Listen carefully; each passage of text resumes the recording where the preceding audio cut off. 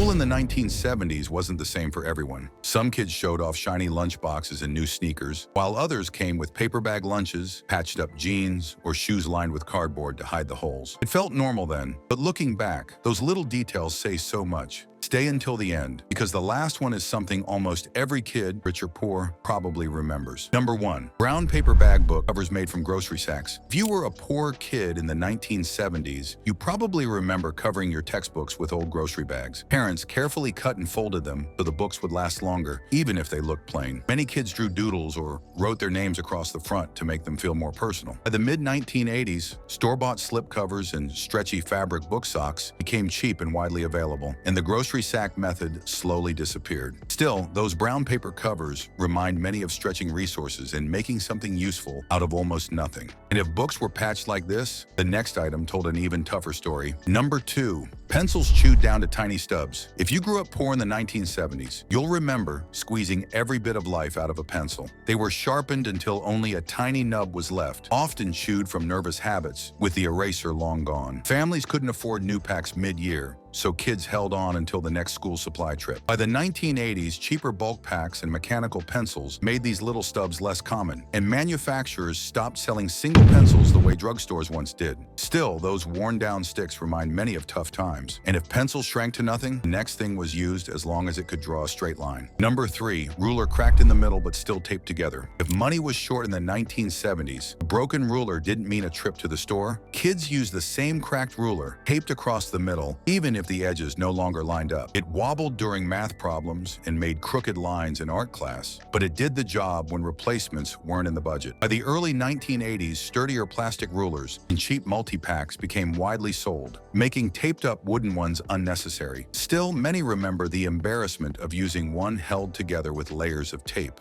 And if rulers were patched like that, the following product made schoolwork even harder. Number 4. Erasers rubbed down to crumbs. If you were a poor kid in the 1970s, you probably remember trying to erase with a nub so tiny it crumbled in your fingers. The pink rubber wore down fast, leaving smudges more than clean pages. But buying a new eraser wasn't always possible. Families often waited until the start of the next school year, stretching supplies as far as they could. Over time, manufacturers phased out those brittle pink rubbers, and sturdier white vinyl or multi-pack erasers became the norm by the late 80s. Still, those little crumbs carried the frustration of mistakes you couldn't quite erase. And if using rub-down erasers wasn't enough, imagine using something that your elder siblings used. Number 5. Hand-me-down notebooks. If you came from a big family in the 1970s, your new school supplies often weren't new at all. Notebooks from older brothers or sisters were passed down, half filled with old notes, doodles, or torn-out pages. You'd squeeze your writing into the remaining space, sometimes flipping past math problems or spelling lists from years before. Parents couldn't afford waste, so every page counted. By the early 1990s, cheaper mass printing and discount stores made fresh notebooks affordable, and the idea of reusing old ones faded away. Still, for many, those scribbled margins carried both embarrassment and resourcefulness. And if notebooks showed hand-me-down scars, what comes next told an even rougher story. Number 6. Crayons broken in half and stored in a tin or plastic bag. If money was scarce in the 1970s, your crayons were rarely a full box of neat, sharp colors. More often, they were broken in half, paper peeled away, and stuffed into an old cookie tin or a reused plastic bag. The lucky kids had the famous 64-pack with the built-in sharpener, while poor kids made do with mismatched stubs that barely fit in their hands. By the late 1980s, budget-friendly school supply packs became common, and those pieced-together collections slowly disappeared. Still, many remember the pride of coloring with whatever bits they had, even if the colors never matched.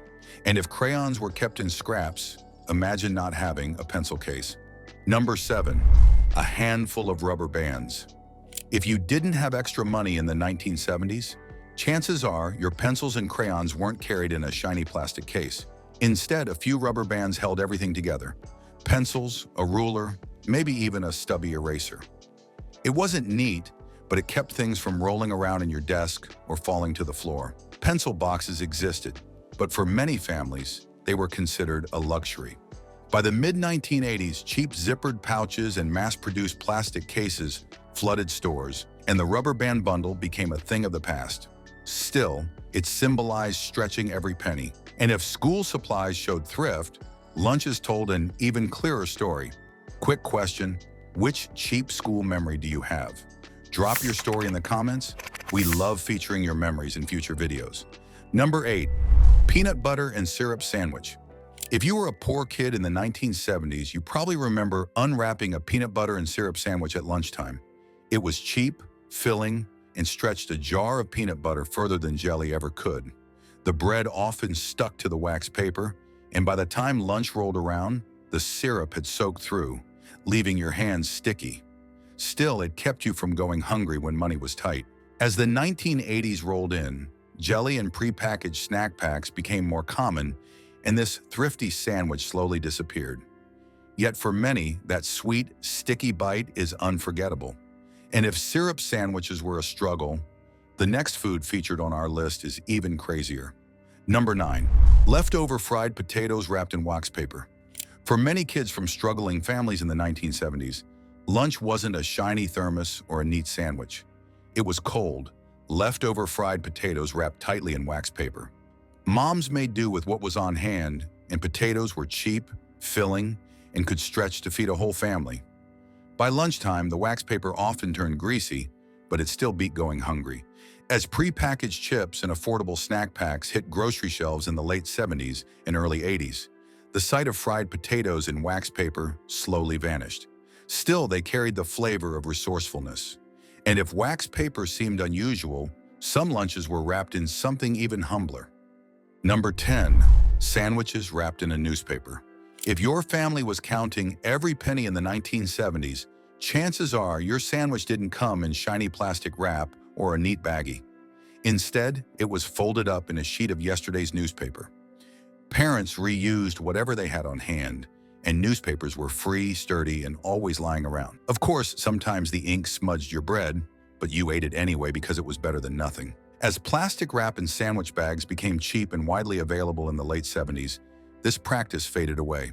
Still, it spoke of tough times and ingenuity, and if the newspaper seemed unusual, some kids carried lunch in just a foil. Number 11, a hard-boiled egg. If you were a poor kid in the 1970s, you might remember peeling open a hard-boiled egg at lunch. It was cheap protein, simple to make, and easy for parents to pack. A pinch of salt wrapped in the same foil added flavor, though by lunchtime the egg often had that strong sulfur smell that filled the cafeteria. Kids sometimes felt embarrassed, but it kept hunger away when other options weren't possible. As lunch meats and ready-made snacks became affordable in the 1980s, the humble boiled egg slipped out of lunchboxes. Yet it remains a memory of thrift and practicality. And if eggs made you self-conscious, imagine pulling out the next thing from your bag. Number 12, a bruised apple. If you didn't have much growing up in the 1970s, your fruit at school was often just one apple, soft and bruised from rolling around at the bottom of your lunch sack. Parents bought apples in bulk because they were cheap, and one piece had to last until lunch. By the time you unwrapped it, the skin was spotted, the flesh mushy, and classmates with shiny red apples from plastic containers often looked on. In later years, with plastic lunchboxes and affordable snack packs flooding stores, this lonely bruised apple became less common. Still, it's remembered as a mark of stretching every dime. And if battered food wasn't embarrassing enough, some kids didn't even have a real backpack. Number 13, brown grocery bags instead of book bags. If you were a poor kid in the 1970s, your school supplies might have been carried in a plain brown grocery bag instead of a real backpack. The paper handles often tore before the week was over, leaving books spilling onto the sidewalk. Parents used what they had. Buying a durable book bag simply wasn't in the budget. By the early 80s, cheap nylon backpacks became widely available, and the sight of kids clutching grocery bags to school faded away. Still, that crinkly paper bag symbolized making do. And when even paper bags wore out, kids used to carry books and something else. And that's what we're going to discuss next on our list. By the way, if you're enjoying this trip down memory lane, hit that like button. It helps us dig up even more wild 70s stories. And don't forget to subscribe. We share a new video every day. Number 14, books tied with a belt. If money was tight in the 1970s, you might remember stacking your books together and cinching them up with an old belt. The strap slung over your shoulder or carried in your hand became your backpack. It wasn't comfortable and books sometimes slipped out, but it kept everything together when buying a real school bag wasn't possible. By the late 70s, cheaper canvas and nylon backpacks became more common, and the belt method quietly disappeared. Still, many recall the clumsy weight digging into their shoulders. And if carrying books with a belt felt rough, imagine lunch coming in a rusted metal box. Number 15, metal lunchbox. For poor kids in the 1970s, a shiny new lunchbox with cartoon characters was often out of reach. Instead, you carried a dented, scratched, sometimes rusted metal box that had already been used by an older brother or sister. The paint was chipped, the latch loose, but it still held your sandwich and apple. Kids with brand new designs sometimes teased, yet yours was built to last. By the early 80s, plastic lunchboxes and cheaper vinyl bags replaced heavy metal kind, and hand-me-downs faded away. Still, those battered boxes carried both meals and memories. The lunchboxes were worn out, and the same was true for the next item on our list.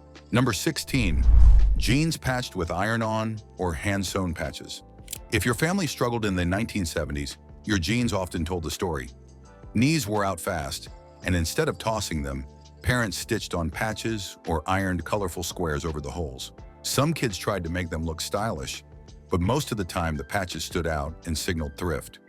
Still, those jeans lasted through another school year. By the 1980s, cheaper denim and growing fast fashion options meant patched jeans slowly vanished. Yet for many, they remain a memory of both embarrassment and resilience. And if patched jeans drew attention, the next thing took things to the next level. Number 17, hand-me-down shirts. For poor kids in the 1970s, new clothes were rare. Shirts often came from older siblings or cousins, hanging loose at the shoulders and sometimes reaching nearly to your knees. Parents insisted you'd grow into it, even if classmates noticed right away. Some kids rolled up the sleeves or tucked them in, but the fit always gave it away. As clothing prices dropped and discount stores spread in the 1980s, wearing oversized hand-me-downs became less common. Still, those shirts carried a mix of pride and embarrassment. And if your shirt was too big, the next thing on our list was held together with a safety pin. Number 18, jackets with missing zippers, replaced with safety pins. If you grew up poor in the 1970s, a broken zipper didn't mean getting a new jacket. Instead, parents fixed it the simplest way possible, by fastening safety pins up the front. It wasn't warm, it wasn't stylish, but it kept the coat closed enough to get you through the winter. Kids often felt self-conscious, yet it was better than shivering. By the mid-1980s, sturdier nylon coats and inexpensive replacements became common, and the pin-line look slowly vanished. Still, those jackets showed determination to make do. And if coats were patched up this way, the next thing would tell its own unique story. Number 19, mismatched socks. If your family had little money in the 1970s, matching socks was often a luxury. Drawers held pairs with holes or singles missing their partner. So many kids went to school wearing whatever two socks were still intact. Sometimes one was striped and the other plain, or one stretched higher than the other. It drew attention, but parents reminded you it was better than bare feet. As socks became cheaper and sold in bulk packs during the 1980s, mismatched pairs became less common. Still, they were a small but visible reminder of hard times. And if socks stood out, the next thing on our list revealed even more about the kid. Number 20, shoes with cardboard insoles covering holes. For poor kids in the 1970s, worn-out shoes were patched in the simplest way possible, slipping cardboard inside to cover the holes in the soles. By midday, the cardboard softened and shifted, but it kept feet dry enough to last another week. New shoes were often bought only once a year, if that, so parents stretched every pair as far as they could. By the late 80s, discount sneakers and affordable department store sales meant kids no longer needed such tricks. Still, many remember the squish of damp cardboard with every step. And if shoes were patched that way, even school projects relied on homemade fixes. Number 21, school projects glued with flour and water paste. If you were short on supplies in the 1970s, you might remember mixing flour and water in the kitchen to make glue for school projects. It was lumpy, messy, and sometimes attracted bugs if you didn't wash it off, but it held paper together when a bottle of paste wasn't affordable. Many kids were embarrassed when their projects curled and cracked, yet it was the best they had. By the 1980s, cheap bottled glue made this homemade version unnecessary. Still, it showed creativity in tough times. And when it came to playing, poor kids would gather supplies from anywhere. And that's what we'll talk about next. Number 22. Jump rope made from old clothesline. For poor kids in the 1970s, a jump rope wasn't always something you bought at the store. Many times, it was the length of old clothesline cut down and tied at the ends. It didn't swing as smoothly as a real rope. It sometimes left rope burns on your hands and frayed after a while, but it gave kids hours of play. Buying a proper rope was considered unnecessary when something at home worked just fine. By the mid-1980s, colorful plastic-handled ropes replaced the makeshift kind. Still, that frayed line was part of playground fun, and if games were improvised, even hair care showed the same struggle. Number 23. Cracked plastic combs for styling. Hair. If you were a poor kid in the 1970s, chances are your hair was tame with a cheap plastic comb, often cracked, missing teeth, or bent from too much use. They snagged in your hair, sometimes scratched your scalp, and never looked like the glossy combs your classmates pulled from their pockets. Still, parents said, it works, and buying a new one wasn't a priority. As sturdier brushes and bulk packs of combs became inexpensive in the 80s, those worn, cracked ones faded away. Yet for many, they're remembered as part of looking neat on a budget. And if combs were scribbled with flaws, so were multiplication tables. Number 24. Handwritten multiplication. Tables instead of store-bought flashcards. In the 1970s, if money was tight, you didn't get shiny flashcards from the store. Instead, your parents or older siblings carefully wrote out multiplication tables on scraps of paper or notebook pages. They were folded, carried in pockets, and studied until the paper softened at the edges. It wasn't fancy, but it worked just as well when store-bought sets were out of reach. By the late 80s, mass-printed flashcards and affordable learning kits made homemade versions less common. Still, those handwritten tables carried effort and love. And if lessons were learned this way, binding the papers together told a whole different story. Number 25. Binder clips instead of folders. If you were a poor kid in the 1970s, chances are your homework and loose papers weren't tucked neatly into colorful folders. Instead, they were clamped together with binder clips, or even a single paper clip borrowed from your parents' desk. The papers bent, edges tore, and sometimes the clips snapped open in your bag, but it was cheaper than buying proper supplies. By the 1980s, discount stationery stores made folders easy to get, and clips slowly lost their place in school bags. Still, those little metal grips remind many of stretching every resource just to stay organized through another school year. From paper bag book covers to binder clips in place of folders, these little things remind us how poor kids in the 1970s got through school with grit and creativity. If this trip back in time brought back memories, give this video a thumbs up and share it with a friend who survived the 70s classroom. And don't forget to subscribe. It helps us bring even more nostalgic stories your way. Before you go, drop a comment below. Which of these school memories do you remember most? Or what did we miss from your childhood? We love featuring your stories in future videos.